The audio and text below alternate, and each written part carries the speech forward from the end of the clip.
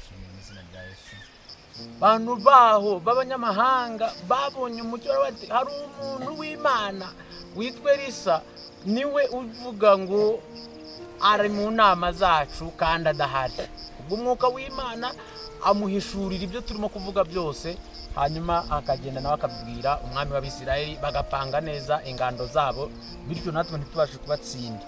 Kubw'imbaraga ze dufite tuzabaho no mu rupfu, dukomeze dushyire mbere, bihanganire byose. Dushimira kugira neza kwawe bana natwe ku minsi yose,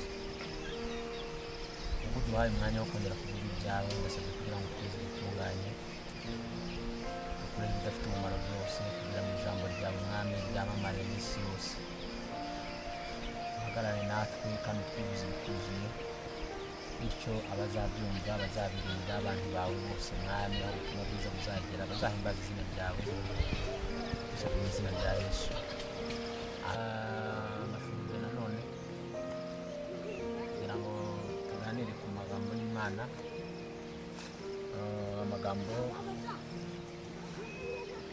aza kutwibutsa cyangwa se aza kutubwira ku cyatumye turema, ku gitumye twitwa abo twitwa bo, ku gitumye turi abo turi bo, kubera ko ntabwo dukwiye kubera aho ngaho gusa, ahubwo hari igitumye dukwiye kuba turiho.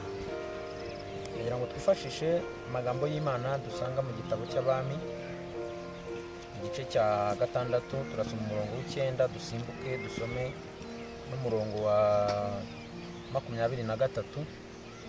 Turaza kuhava dusome no mu butumwa bwiza bwa Yesu uko bwanditswe na Matayo. Turasome igice cya 5, dusome twumve ibyo umwami Imana ashatse kutubwira muri aya magambo. Igice cya 6 cy'Abami ba kabiri, umurongo wa 9 uravuze ngo, ariko uwo muntu w'Imana agatuma ku mwami w'Abisirayeli ati, wirinde guca ibunaka, kuko ariho Abasiriya bamanukana kugutera. 23 akavuga ngo, nuko abatekeshereza ibyo kurya, bamaze kurya no kunywa arabasezerera, asubira kwa shebuja. Uhereye icyo gihe imitwe y'ingabo z'Abasiriya ntiyongera gutera igihugu cy'Abisirayeli. Aya ni amagambo ari mu gitabo cy'Abami, igitabo cya 2. Hanyuma dusomye Matayo, tuyasomere rimwe hanyuma tuyaganireho tumaze kuyasoma. Igice cya 5 umurongo wa 14 tugere kuri 16. Matayo 5:14, muri umucyo w'isi, umudugudu wubatswe ku mpinga y'umusozi ntubasha kwihisha. Ntabakongeza itabaza ngo baritwikirize intonga, ahubwo barishyira ku gitereko cyaryo rikamurikira abari mu nzu bose. Aba ariko umucyo wanyu ubonekera imbere y'abantu, kugira ngo babone imirimo yanyu myiza, bahere ko bahimbaza So wo mu ijuru. Imana itugiriye neza. Aya magambo dusomye numvaga nshaka ko tuyaganiraho, tukayavugamo mu buryo bwo kuganira, kugira ngo twumve icyo dukwiye kuba turi mu isi tuhakora. Yohana yandika yavuze ngo Yesu yaje ari umucyo, ariko abantu ntibamenya uwo mucyo. Kandi aravuga ngo yaje mu mwijima, asanga isi ari umwijima, ariko abantu ntibamenye. Abamenye uwo mucyo rero baviriwe nawo. Niwe nshaka ko tuganira cyane cyane. N'abandi bashaka kugaragara muri wo, bamenye uko bakwiye kubitwara n'uburyo bakwiye kuwugendamo n'uburyo bakwiye kuwukoreramo n'icyo umaze. Icyo umaze ni uko uviriye abantu, biba bivuze ngo niba waviriwe n'uwo mucyo, umucyo wamaze kukwinjiramo, ni ukuvuga ngo nawe ubaye umucyo. Icyo ugomba gukora ni iki? Ugomba kuvira abantu bose. Ijambo riravuga ngo umuntu ntiyakubaka umudugudu mu mpinga y'imisozi nk'iyi. Hanyuma narangiza nta kintu yakora ngo abitwikire ibyo bintu bye kugaragara. Mwabonye ko hari n'igihe abantu bubaka amazu ariko bakabanza gushyiraho inkuta cyangwa se wenda inzitiro z'amabati n'ibindi kugira ngo abantu batabona ibirimo imbere, ariko biranga bikarenga uko bagenda bazamuka tukazabona ba bantu burya bari barimo kubaka ibintu byiza. Rero no muri iri jambo ntabwo umuntu yakubaka umudugudu mwiza ku mpinga y'imisozi. Mwabonye ko hari naho abantu bakunda kubaka ngo narangiza avuge ngo ubu ngubu nta muntu uzawubona. Oya, Yesu yamaze kukubakamo rero icyizere, yamaze kukubakamo ijambo ry'Imana. Ntabwo ugomba gukora ku buryo abantu ngo ntibabimenye, ahubwo ukwiye kuba umucyo ukavira ahandi hantu hose ubasha kugera. Ntabwo rero umuntu yajya aho ngaho ngo yihishire. Noneho ikindi yavuze ku murongo wa 16 aravuga ngo uwo mucyo uba arimo aba ari kugaragarira abantu bose baho ugenda ugera.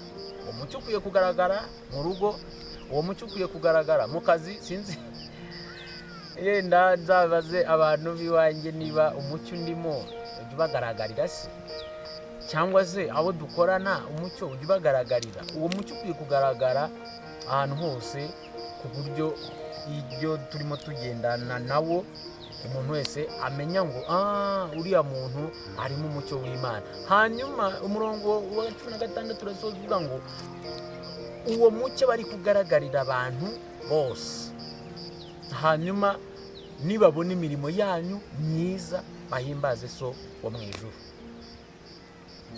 Nicyo ngicyo iri jambo nagira ngo turivuganeho. Ese mowe uko umuntu agenda cyangwa se uko umuntu akora. Hanyuma Elisa twasomye mu gitabo cy'Abami cya 2, nawe yagibaye urugero rwiza rugaragaramo umucyo w'Imana wari muri we, kandi bituma igihugu cyose kiba amahoro kubera ko umucyo wari uri muri we. Icyo gitabo kigenda kivugamo abantu bagiye bamutanga buhamya bakavuga bati yakoze ibi n'ibi ngibi turabyibuka. Ahantu umwami yabajije abantu ati uwo nguwo ni bwoko ki? Ati yazuye umwana w'umudamu wari wapfuye. Baravuga ati dore wa mwana yazuye nguyu na nyina dore nguyu, kubera ko umucyo w'Imana wari muri we. Ni ukuvuga ngo natwe dukwiye kubaho turi abantu bagaragaramo bya bindi Yesu Kristo yadusizemo. Ntabwo ari ukubigaragaza turi ku rusengero gusa cyangwa turi kumwe na bene data gusa, ahubwo Yesu yaravuze ngo mugende mujye mu mahanga yose mwigishe. Kwigisha kwa mbere rero ni mu bikorwa kuruta uko biba mu magambo. Kwigisha kwiza ni ugutanga ingero zifatika kuruta uko biba mu magambo. Mukore gutya, mugire gutya, nibi nk'uko turimo tubivuga muri iyi minsi, ariko bikwiye no kubibamo tukabibamo kuburyo abantu babona ko ibyo bintu tubayemo ari ibintu byiza koko kuruta uko twabyitwaramo. Ni ukuvuga ngo rero Elisa umurongo wa 9 twasomye, Bibiliya yavuze ngo yatumaga ku mwami wa Isiraheli akamubwira ngo ntuzi guca runaka, ntunyura aha n'aha, kubera ko ariho bategeye kugira gute kugutera. Abasiriya niho bakambitse. Ibyo yagiye abikora kenshi kugera ku rwego Abasiriya bibajije ngo ninde ujye utugambanira cyangwa se utuvamo akajya kumena amabanga mu Bisirayeli. Abantu baho b'abanyamahanga babonye umucyo bati hari umuntu w'Imana witwa Elisa, niwe uvuga ngo ari mu nama zacu kandi adahari. Ubwo umwuka w'Imana amuhishurira ibyo turimo kuvuga byose, hanyuma akagenda nawe akabibwira umwami w'Abisirayeli, bagapanga neza ingando zabo, bityo natwe ntitubashe kubatsinda. Umwami aravuga ati none reka tugende tumuzane, hanyuma tubone uko dutera urugamba. Mu gitondo ingabo zirimo zisesekara yo zimanuka ku misozi nka hariya, uwitwa Gehazi akangutse yikojeje hanze arebye ibiri, yaravuga ati turashize databuja, nta kundi dore ibintu birakomeye. ariko Elisa ngo yinginga Imana, arasenga ati Imana muhumura banza arebe ku ngabo noneho twebwe zitugose.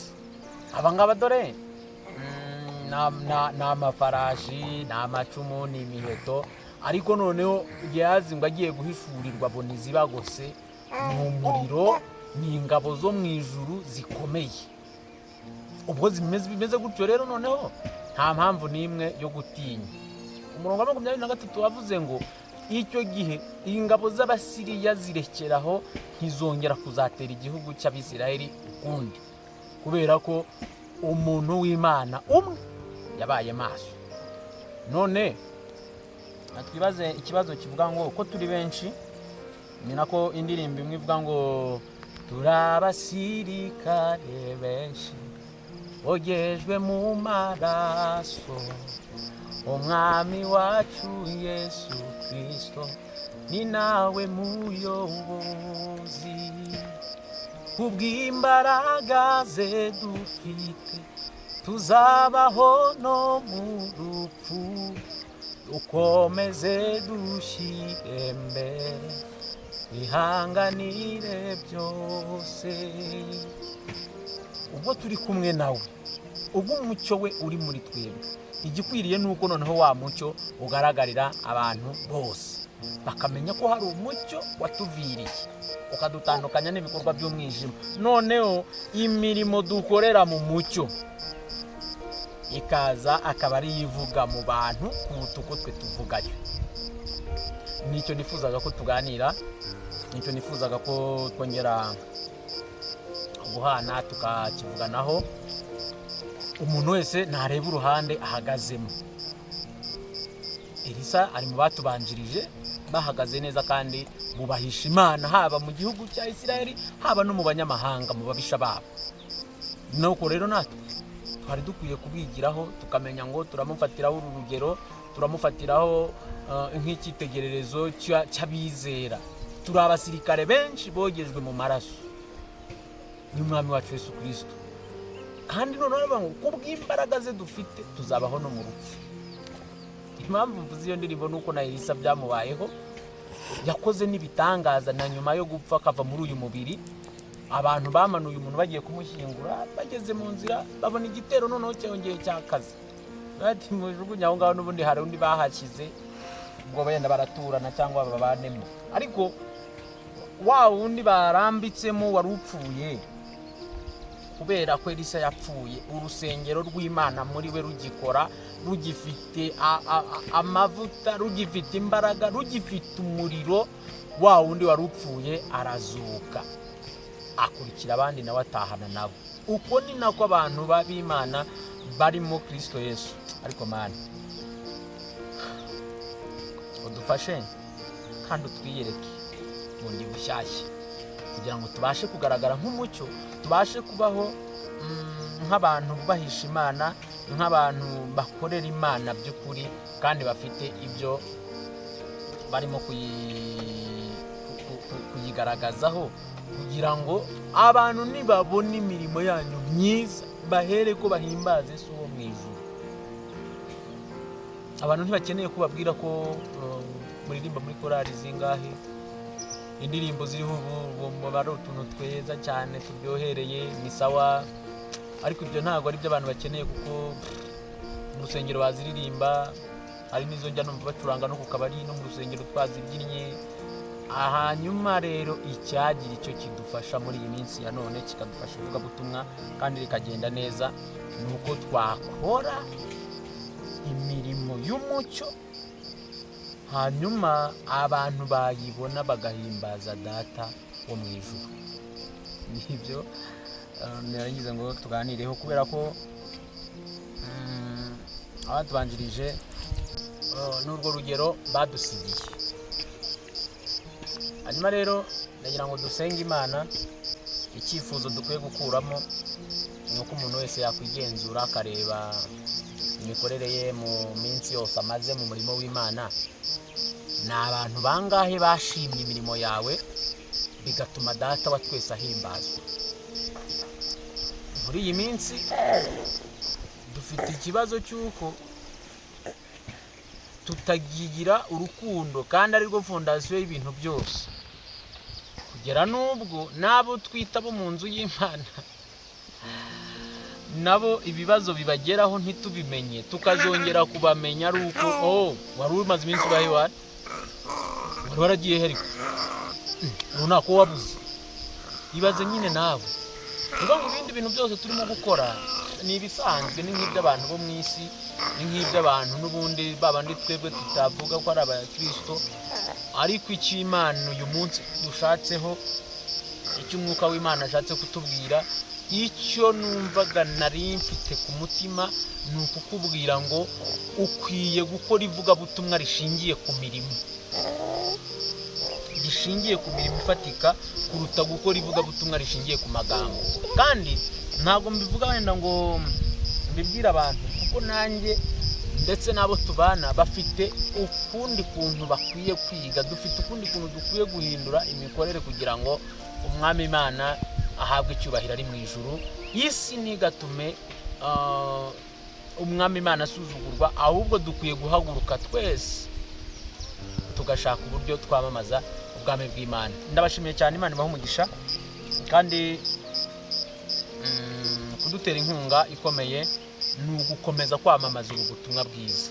Ntabwo twagera ahantu hose, ntabwo twaba hose, ariko aho uri uhatubereye cyangwa se uhabereye Yesu, reka mvuge gutyo, byatuma ubwami bw'Imana burushaho kwamamara kandi bugahabwa icyubahiro, kandi bikaba mu mirimo uzahemberwa, kuko nicyo ngicyo tubereyeho, nicyo ngicyo Imana yaturemeye. Imana yo mu ijuru ndaguhimbaje, gushimiye umwanya mwiza duhaye, ni amahirwe abageretse ku yandi yo kwemera gukorana natwe, kwemera kuvugana natwe, kwemera kuvugira muri twebwe. Ntabwo ari benshi bayabona, ndagushimiye rero. Reka uyu murimo uba umurimo w'umucyo, abantu nibabona ibikorwa bahimbaze izina ry'Uwiteka. Kandi icyo nsabye ni ukugira ngo ni ijambo nirigwa mu mitima y'abantu, Mwami Imana uyikingure, yagukire kugukorera, kandi yagukire gutegereza umunsi w'amateka, umunsi uzaciraho imanza abazima n'abapfuye, abantu bagahemberwa imirimo bakoze. Uzareka iyi mirimo yacu ibe imirimo ishyitse kandi imirimo yo kudutambutsa urubanza. Turinde Satani kuko ari we murezi wacu. Bisabye Imana mu izina rya Yesu, amen.